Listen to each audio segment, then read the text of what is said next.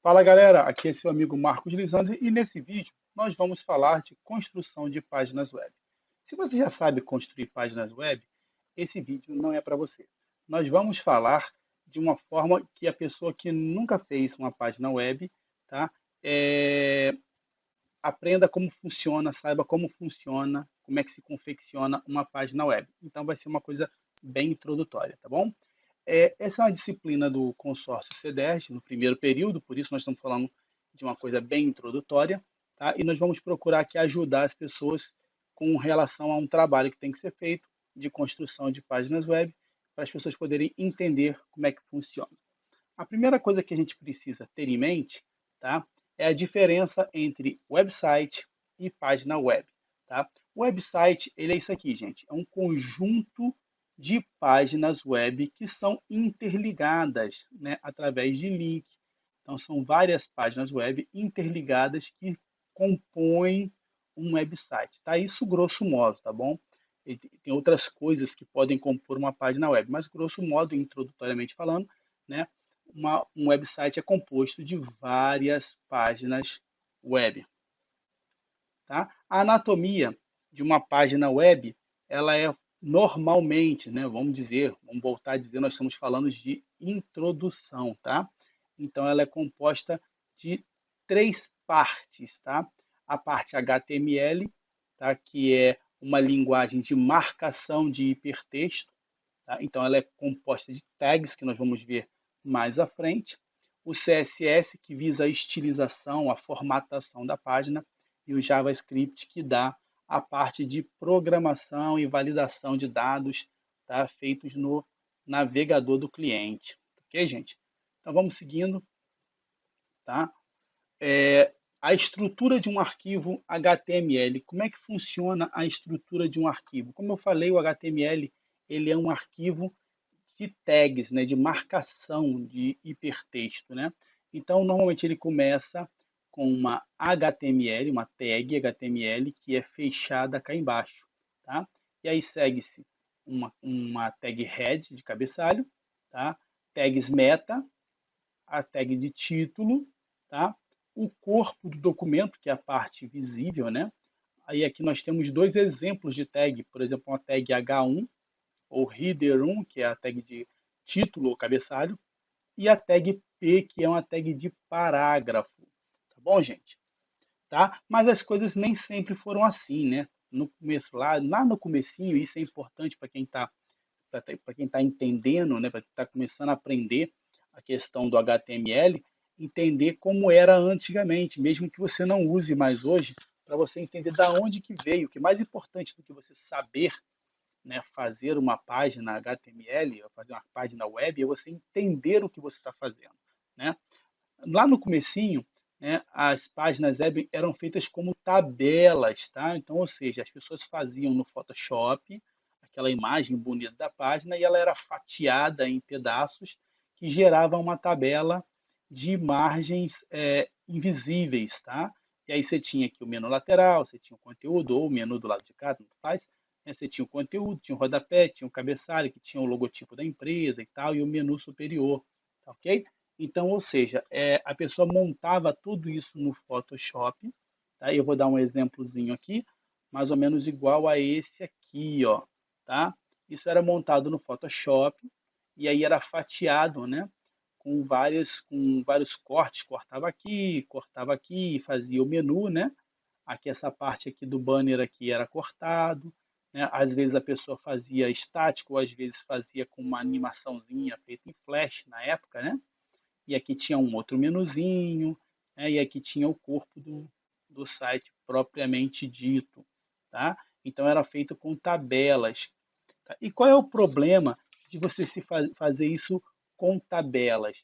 Primeiro, você tinha muita duplicação de código, né, de código HTML, porque essa mesma página que tinha esse mesmo pedaço, né, ele se repetia em outras, né, essa parte de cima aqui se repetia em outras, você tinha em vários lugares aquele mesmo código e tal, né, ficava um negócio meio repetitivo, né? E quando você precisava fazer uma mudança aqui, você tinha que fazer essa mudança em todos os outros lugares, tá bom? Então, como é que ficou o negócio? foi introduzido as CSS, porque deixa eu mostrar para vocês como é que ficava um código igual aquele daquela página que eu acabei de mostrar para vocês aqui. Olha só. Essa é aquela página que eu estava mostrando para vocês, tá vendo? Então, quando a gente entrava aqui, ó, vou dar uma inspecionada para ver o código, tá? Você tinha o corpo do documento, né? Você tinha ó, uma tabela, tá vendo? Uma tabela que pega essa parte de cima, uma outra tabela que pega a parte de baixo e uma outra tabela que pega o footer, a parte de baixo do rodapé. Dentro daqui você tinha, né, o corpo da tabela, cada linha da tabela, tá? Que tinha as imagens e tal, e por aí ia, né? E você vê que as tabelas elas tinham as propriedades setadas, né? Coisas que não são feitas mais, são feitas no CSS, tá? Então você tinha muitas coisas dessas aqui, ok? Vamos voltar aqui, né? Aí com a introdução das CSS, você retirou do HTML aquele monte de propriedades, aquele monte de atributos, né? E passou a jogar isso para dentro da CSS, aonde você na CSS faria a formatação. E aí criou-se o conceito de tableless, ou seja, sites livres das tabelas. Obviamente, você tem tabelas em sites quando o que elas vão se propor a ser são tabelas mesmo, tabelas de dados, tá? Mas o Tableless exatamente era isso, era um site sem a feição de tabelas, sem você fazer tabelas com célula, com bordas invisíveis para fazer o formato do site, tá? E aí você passa a ter um único lugar, né? Isso para sites pequenos, um único lugar onde você colocava as formatações e iam acessando as formatações em cada página, ok, gente? E como é que funciona um código CSS? Aqui tem um exemplo de um código CSS, de um arquivo chamado infousuário.css, onde você tem aqui uma classe, né, chamada infousuário, que diz que o alinhamento do texto é centralizado. Tá? Aqui eu tenho uma outra classe chamada avatar, tá? Onde existe uma margem na parte superior, no topo, de 20 pixels, uma borda de 9 pixels sólida dessa cor e um border radius de 50%. Tá? O que é esse border radius? É exatamente esse efeito que você está vendo aqui. Ó. Imaginemos que isso aqui é um quadrado, essa imagem ela é um quadrado. Tá? Quando você coloca um border radius de 50%, você está fazendo o quê? Você está arredondando as bordas, tá? Com 50%. Então, metade daqui para cá ela arredonda, metade daqui para cá ela arredonda, metade daqui para cá ela arredonda e metade daqui para cá ela arredonda. Tá? Se eu quisesse um quadrado com cantos arredondados, não seria 50%, seria 5%, 10%. Mas quando eu coloco 50%, eu estou pegando metade dela e transformando em borda arredondada, o que dá esse aspecto circular, muito usado em avatar, né? Como está aqui, um avatarzinho aqui. Tá? Aí tem uma classe chamada nome, que tem a cor da fonte, né? Dessa cor, e uma margem no topo de 20. E um label, um rótulo, né? Uma outra classe que tem 15 pixels de margem do topo. Tá? Como é que funciona para fazer essa configuração? Quais são as regras que são usadas para você fazer um arquivo CSS? É o que nós vamos ver agora. As regras do CSS. Você viu aqui no anterior que nós usávamos um ponto com o nome, né? Ponto info, usuário, ponto, nome, ponto, label. Então, aquilo definia uma classe. Se eu colocar um jogo da velha, um hash, né? Eu vou estar definindo um ID. Eu vou estar usando aquele CSS sobre um ID, ok? Aqui eu tenho 2 pontos para o estado, por exemplo, hover, quando o mouse passa por cima, né, de um determinado local, eu posso definir o estado por cima, hover. Tá? Tem um atributo, tá? E tem o total, tá? Quando eu quero aplicar para todo mundo aquele CSS. Tá? E aí aquela sintaxe para você usar o CSS é o seletor. O que é o seletor? Ele pode ser uma tag HTML, como é esse caso aqui, ó, body, Ele pode ser uma ID, ou seja, eu posso botar jogo da velha o nome da ID, eu posso ter um ponto e o nome da classe, tá? Ou posso ter aqui o atributo, ou simplesmente um asterisco se esse CSS que está entre chaves eu quero que aplique para todo mundo, tá bom? Então, aqui dentro dessas chaves aqui, eu vou colocando separado por vírgula, por ponto e vírgula, a propriedade, tá? E o valor que eu quero daquela propriedade. Por exemplo, nesse caso aqui, essa instrução diz que o corpo do HTML, o body, vai ter uma cor de fundo, background color, dessa cor aqui, RGB 25500, que na verdade é a cor vermelha, tá? RGB. Tudo de vermelho, zero de verde, zero de azul, tá ok? Então, ou seja, essas são as regras do CSS. É lógico que as propriedades, a gente não está aqui para falar de todas as propriedades. Obviamente, você vai ter que ter um manualzinho de referência para saber todas as propriedades que existem no CSS. Assim como as tags são muitas, se tiver que falar de cada uma, a gente vai perder muito tempo aqui, tá bom? Então, essas são as regras para fazer o CSS. Com o advento do CSS, aquela questão do posicionamento ficou um negócio entregue para as divs. Você passava a ter divs que você posicionava com o CSS para substituir aquelas células de tabela que eram de bordas invisíveis. Mas aí criou-se um problema de semântica. Vou mostrar para vocês aqui um exemplo. Aqui eu tenho, por exemplo, uma div, né, cujo ID é header. E aí eu podia aplicar um tralha header lá no CSS e formatar essa div. Eu tenho uma div cujo ID é nave, e aí eu poderia usar um tralha nave lá e formatar essa div. Aqui eu tinha uma div article, aqui eu tinha outra div article, aqui eu tinha uma div footer, por exemplo. Então, qual é o problema? Todas elas são div, tá?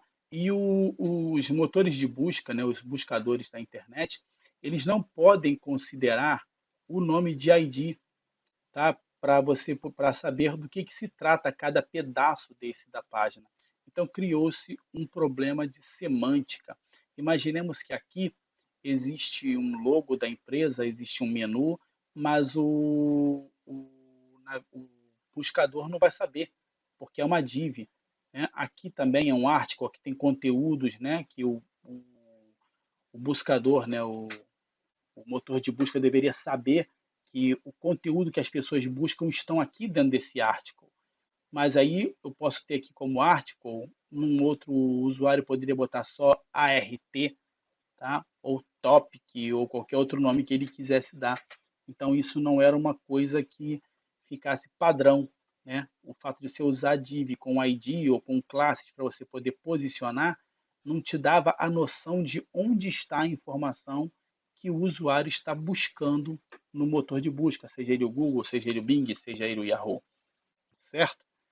E aí criou-se o HTML5 com as tags semânticas. E aí, com o advento do HTML5, passou-se a ter tags semânticas. O que é isso? Para vocês poderem entender. Aqui está aquela situação do div, né? Eu tinha uma div class header, que agora existe uma tag header, tá? Eu tinha a div class nave, agora eu tenho uma tag nave. Eu tinha a div class section, agora eu tenho uma tag section, né? Aqui eu tenho uma div aside, agora eu tenho um aside. Eu tinha uma div class footer, agora eu tenho uma footer, tá? Aqui eu tinha um article, tá? Dentro dessa section, agora eu tenho uma tag article. E aí, como é que funciona? O motor de busca agora sabe aonde ele tem o conteúdo que o usuário está procurando.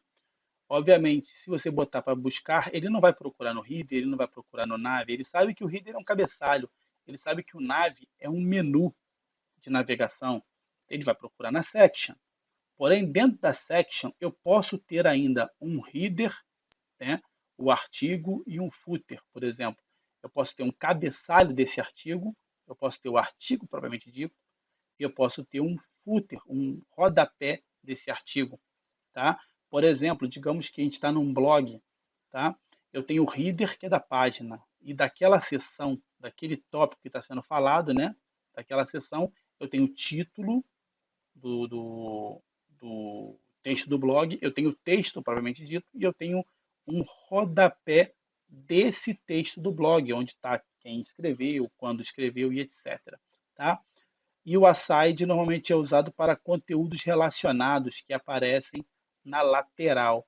E o footer, nesse caso aqui, seria o footer da página, ou seja, o rodapé da página. Então, dessa forma, o motor de busca ele sabe exatamente, porque agora as classes elas têm um sentido, elas não são todas divs, elas têm um sentido, elas têm um header, ela tem um nav, então ele sabe que ele não vai procurar aqui porque aqui é o cabeçalho, é onde está o logo da empresa e tal, ele não vai procurar aqui porque aqui ele sabe que é o menu, entendeu? Ele não vai procurar aqui no footer porque aqui é mais ou menos aquele resumozinho que aparece na página e tal, quando todos os direitos reservados e tal.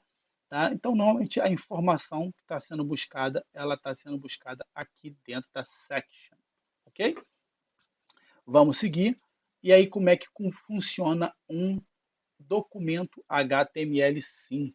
Tá? Eu tinha mostrado a vocês uma estrutura parecida com essa, né? Onde eu tenho um HTML fechando, eu tenho um head, um title, um barra head e uma abertura de corpo e um fechamento do corpo da página.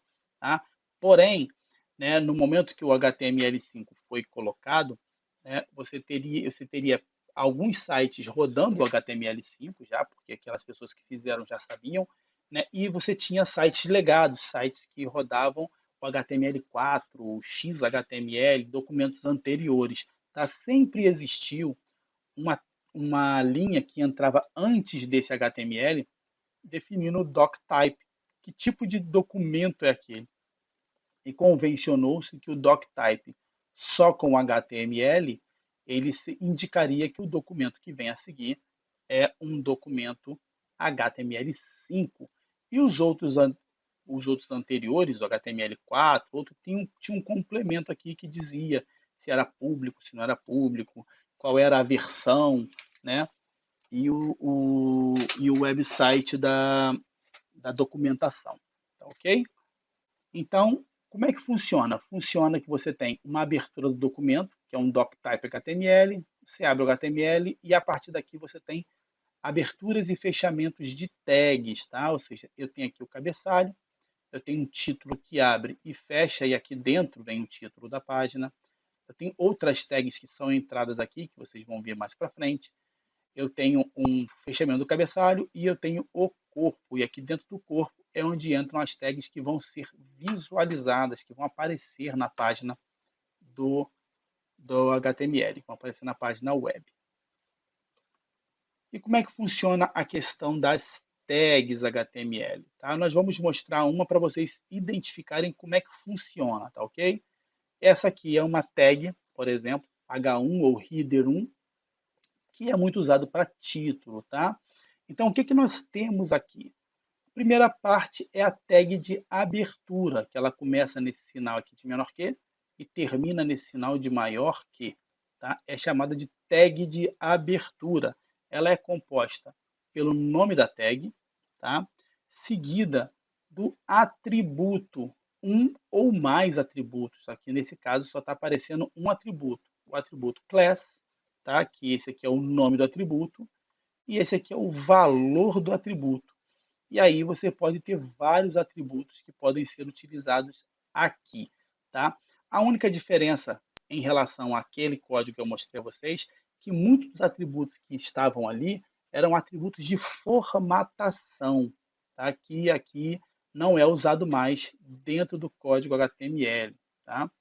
O que mais tinha? Você tinha aqui o conteúdo dessa tag que ia sofrer, né, as mudanças, no caso dessa classe aqui, né, as mudanças de formatação, e o fechamento da tag, tá? Que indica que está fechando uma tag header1, ok? Mas nem toda tag da HTML ela tem abertura e fechamento. Dá uma olhadinha aqui na tag IMG, por exemplo. A tag IMG é a tag que é usada para colocar uma imagem. Imagina que isso aqui fosse um site, essa imagem aqui, ela provavelmente seria colocada nesse lugar com uma tag IMG, ok? Então, você tem uma tag IMG com um atributo ou propriedade src de source e indica o arquivo. Aonde está o arquivo?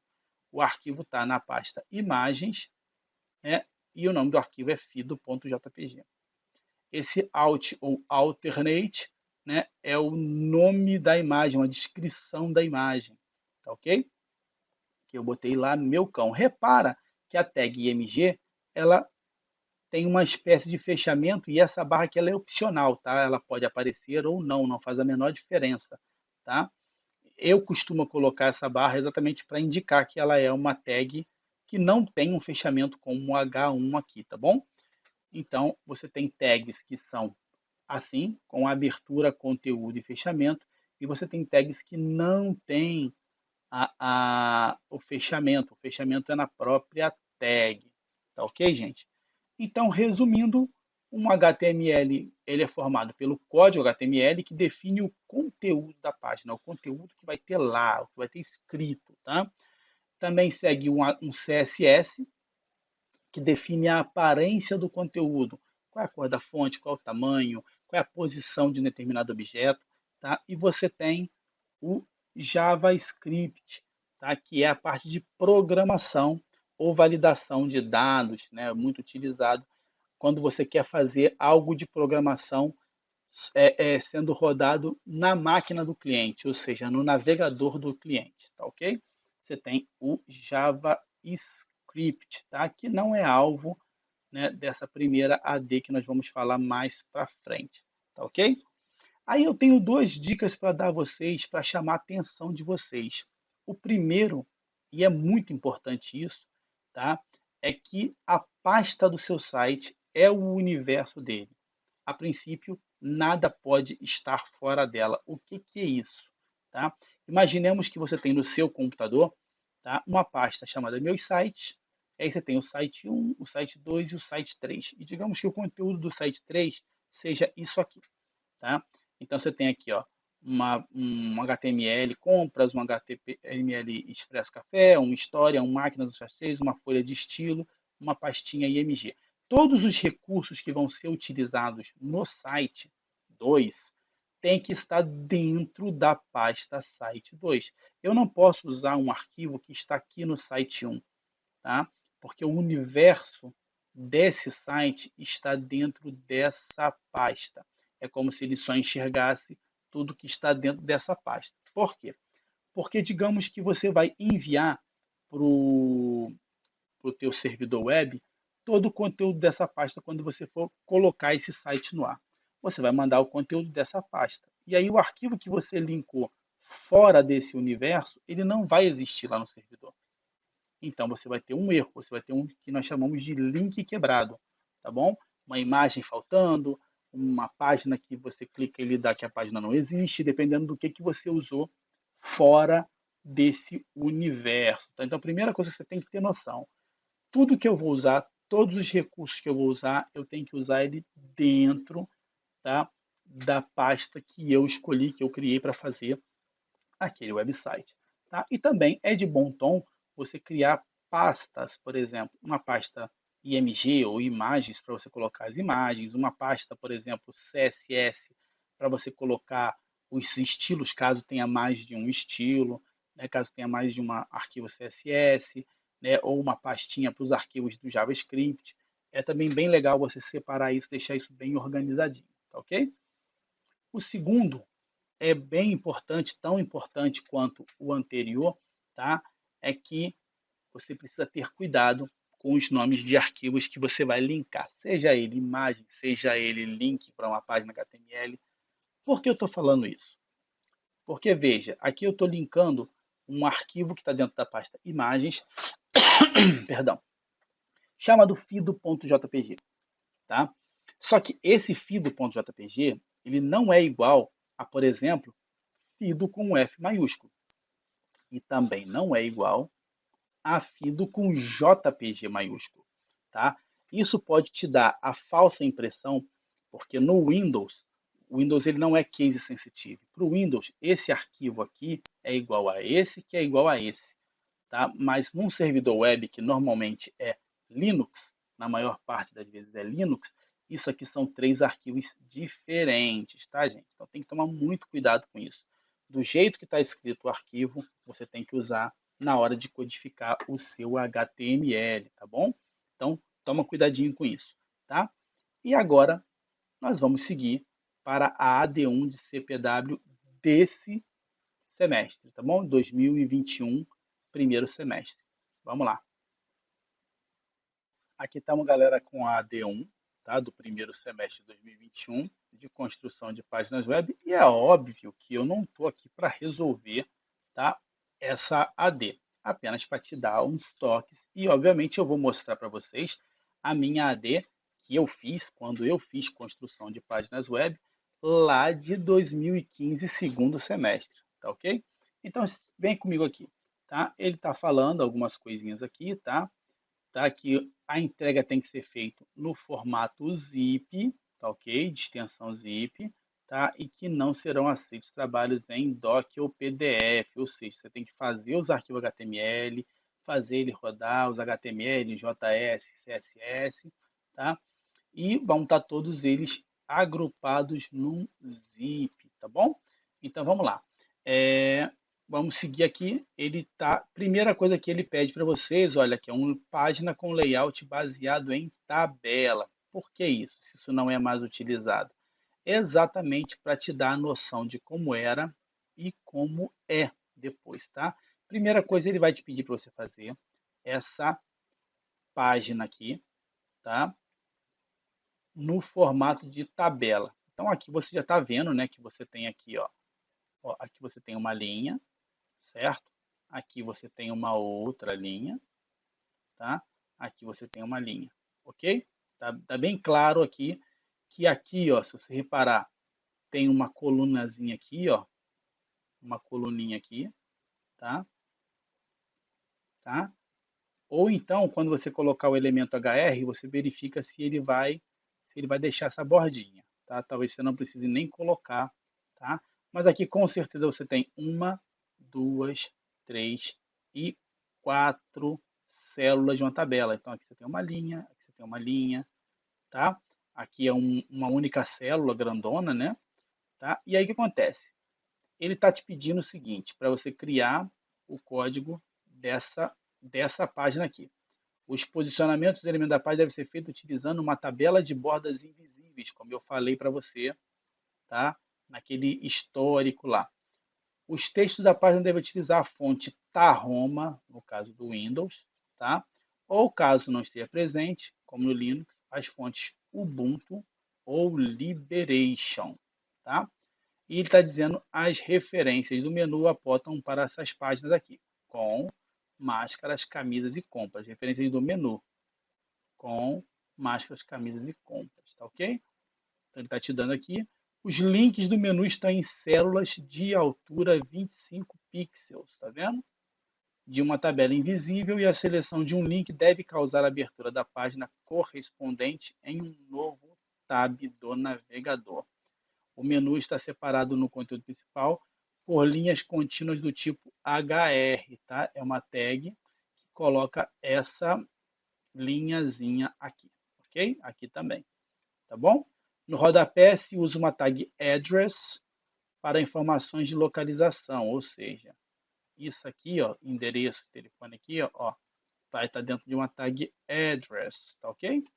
E aí ele te dá aqui as imagens, né? Tá? E a apresentação aparece com a imagem tal e as cores utilizadas, ele te dá as cores para você utilizar. Tá? Então é bem tranquilinho mesmo, tá bom, gente? Bem tranquilo. Como é que isso foi resolvido no meu caso, tá? Tá aqui, ó, a D1 de 2015, você vai ver que o conteúdo dela é bem parecido, tá? A diferença é que, obviamente, né, ó, mesma coisa, tá vendo? Ó, no caso aqui, em vez de Tahoma, ele pediu Verdana ou Liberation, tá? Então tem que tomar cuidado com isso. Mas é a mesma coisa, tá? Ele dá, primeiro pede em layout baseado em tabela. Então, como é que foi feito isso aqui? Ó? Primeira coisa, está aqui ó, o arquivozinho, tá? Zipado, está aqui. Tá? No caso, eu mandei RAR, mas pode mandar zip, você vai usar o compactador. Tá? E o que, que é isso aqui? Isso aqui nada mais é do que esse camarada aqui, ó, tá? E já vou chegar nele. Tá? Aqui ele dá os auxiliares que vocês devem ter recebido, né? Os auxiliares são as imagens que você vai usar para compor o site que ele fala.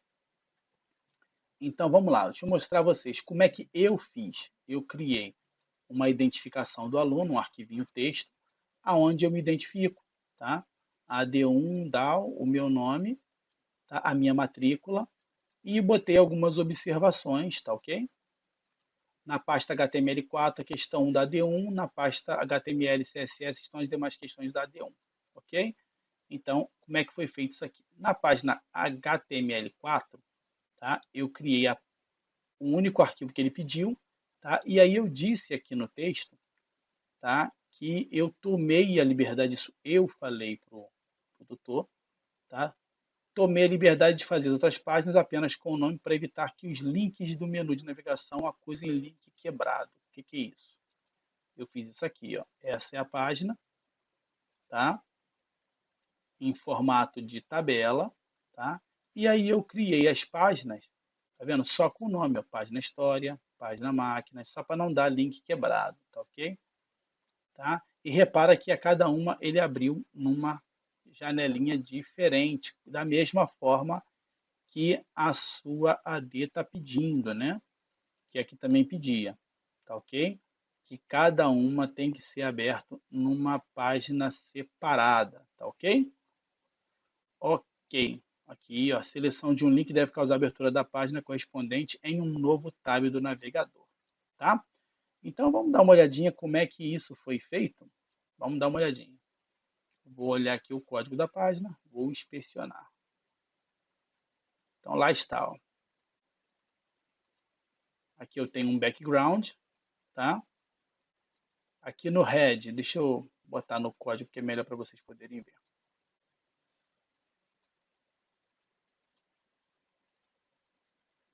Abrir aqui no Sublime, tá? Então, aqui eu tenho o HTML, tá? O head, ok? Uma tag meta que diz que o char7 é o TF8 por causa de acentuações, tá bom? E aí eu uso essa tag base target underline blank. O que, que é isso?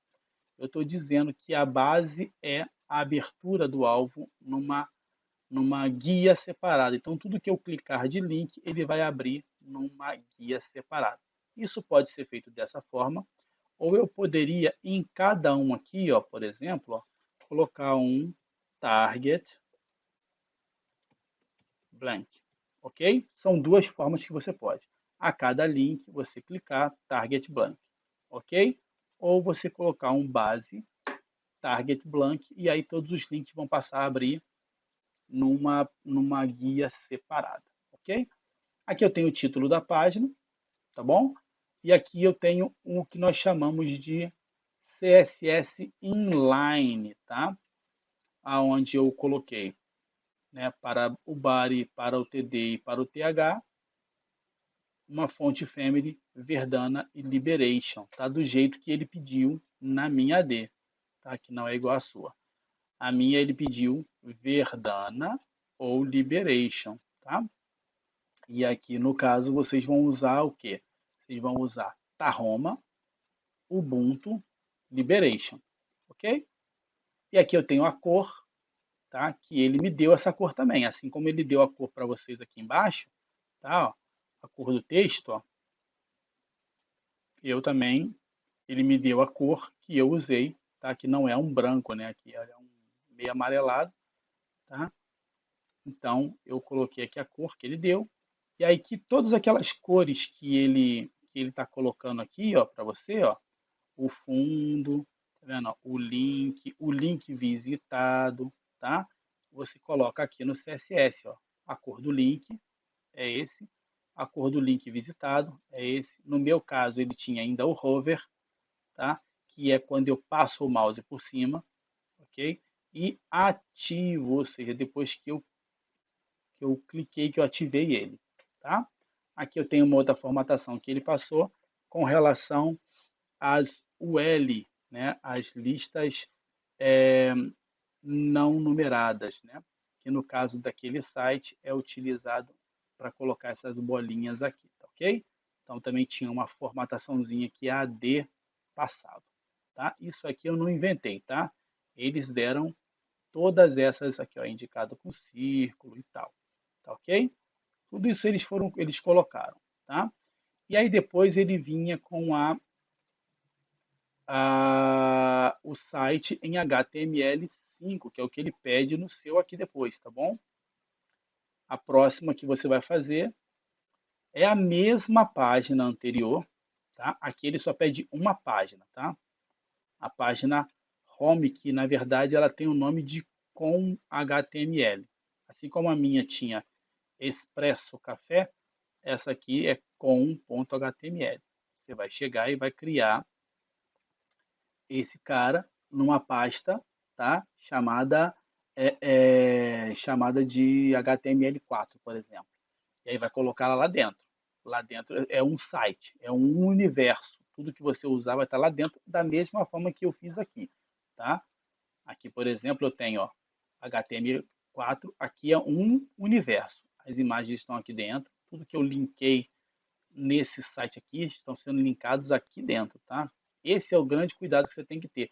Se você pegar aqui, por exemplo, ó, o código do Expresso Café, tá? Por exemplo, aqui tá, ó, img logo pequeno.pmg, tá vendo? Aqui, ó, dentro da pasta img, então, aonde está o Expresso Café? Ele está aqui. Então, ele vai para dentro da pasta img e de dentro da pasta img, ele está pegando o logo pequeno, que é esse aqui, tá? Um cuidado que você precisa ter. Por quê? Porque se você colocar todo o caminho, CPW, AD1, site e tal, esse caminho não vai existir. Eu estou utilizando algo de fora do universo. O universo desse site aqui está dentro dessa pasta HTML4. Eu só posso usar tudo que está dentro da pasta HTML4. O nome disso é caminho relativo, tá, gente? O caminho, por exemplo, o endereço desse arquivo aqui, Amex, tá? É CPW, AD1, site, HTML, imagem, Amex. Esse é o caminho absoluto. Já o relativo a essa pasta, que é a pasta aonde está o HTML, tá? É IMG e lá dentro o Amex, entendeu? Então você tem que ter esse cuidado, tá? De usar caminhos relativos, tá? Relativo ao quê? À página HTML que você está fazendo, tá bom, gente? Tá beleza? Então vamos lá, vamos seguir aqui. E aí você vai fazer a mesma página que você fez, você vai ter uma outra pasta de HTML5, onde você vai reproduzir ela agora com o HTML5. E aí ele diz para você ler o caminho até o HTML5, que nada mais é do que essa apresentação que eu fiz para você. É mais ou menos o que vai estar escrito lá, tá? Falando sobre a semântica do HTML5, como era, as divs, as tabelas, etc. e tal, tá? E aí é recomendável que você tenha lido o material folhas de estilo, provavelmente nesse material ele vai te dizer algumas propriedades CSS, para que servem, tá? E a página How to Google Fonts, porque você vai ter que adicionar, tá, essas duas fontes aqui, Muli, tá, e Open Sans, tá, para você poder usar na página. E como é que você vai fazer isso? Tá aqui, ele está dizendo aqui que você vai pegar o How to Google Fonts, que está aqui embaixo, ó, tá? Você vai clicar, ó, ele vai abrir o How to Google Fonts, está aqui, tá vendo? E aí você vai, o que ele está te pedindo? Ele está te pedindo para você usar as fontes Open Sans e Muli. Essa Muli, vou ser bem sincero, eu não achei ela não existe, tá? Aqui cadê? Onde está a busca? Tá aqui. Aqui, ó, ela não existe, essa Muli. Se eu colocar, opa, se eu colocar aqui, ó, Muli, ele só acha uma chamada Mulish. Tá vendo? Mulish, tá? Se você vai usar essa, eu acho que você deveria falar com o tutor primeiro antes de usar essa Mulish. Muli não existe. Aqui no Google Fonts, não. Já a Open Sans está aqui, ó, Open Sans, tá? E como é que funciona? Como é que você vai usar aqui o How to do Google Fonts? Você procurou a fonte, está aqui, você vai clicar em Try It, experimente, e aí ele vai te dizer o que, que você vai ter que colocar. Tá vendo aqui, ó? Aqui está o HTML, ó. Você vai colocar isso aqui, ó, para chamar ela, dentro da tag head, você vai colocar essa tag link, tá? Linkando a fonte Open Sans do Google Apps, tá? E aí no teu CSS, tá? Você vai usar esse font family Open Sans, tá aqui? Aí você pode chamar, tá ok? Da mesma forma, você vai fazer o mesmo com a Muli ou Mulish, caso o tutor disser que você pode usar a Mulish. Do contrário, ele vai ter que rever por que botaram uma fonte que não tem no Google Fonts, ok? Beleza, voltando aqui, e aí você vai fazer as mesmas coisas, tá? A diferença é que aqui tudo você vai posicionar com CSS, tá bom?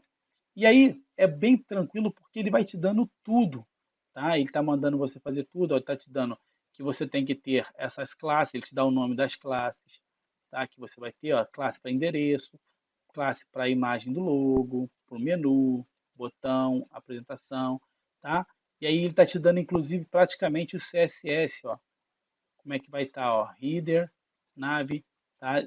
Usando o display block, que é uma propriedade do CSS para mostrar aquele item no formato de um bloco, tá? Ok? E aqui ele está te dando, ó, cada um, ó, no body, além o que eu vou ter? Eu vou ter essa cor de fundo, eu vou ter essa cor de texto, eu vou ter o tamanho da fonte tal nas fontes Open Sans e Sans Serif, tá? O que eu vou fazer aqui, ó, no CSS, baseado naquele do Google Fonts, ó, tá aqui, ó. Eu vou ter uma parada dessa aqui, com o font family chamando o Open Sans e chamando o Sans Serif, tá? E eu vou ter a cor de fundo, que é o background color, e eu vou ter a cor de texto, que é o color. Tá? E o tamanho da fonte vai estar lá na chamada da fonte. Assim como aqui está o Open Sans com a fonte de 22 pixels, o seu vai estar com 16 pixels. Bem tranquilo.